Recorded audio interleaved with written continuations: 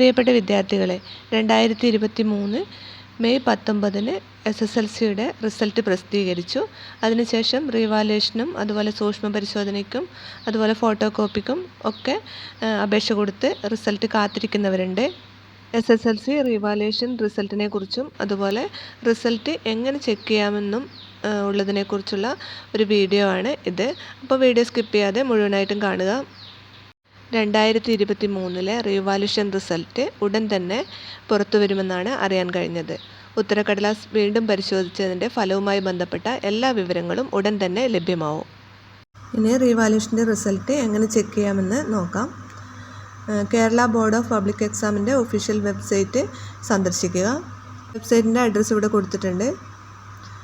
അപ്പോൾ ഇവിടെ Kerala SLC revaluation result എന്ന ലിങ്കിൽ ക്ലിക്ക് ചെയ്യുക. അവിടെ സ്കൂൾ കോഡും അതുപോലെ രജിസ്റ്റർ നമ്പർ അതുപോലെ ഡേറ്റ് ഓഫ് ബർത്ത് തുടങ്ങിയവ കൊടുത്തിട്ട് നിങ്ങളുടെ റിസൾട്ട് ഡൗൺലോഡ് ചെയ്തെടുക്കാം. അപ്പോൾ എല്ലാവരും +1ൻ്റെ ആപ്ലിക്കേഷൻ കൊടുക്കുന്ന തിരക്കിലായിരിക്കും.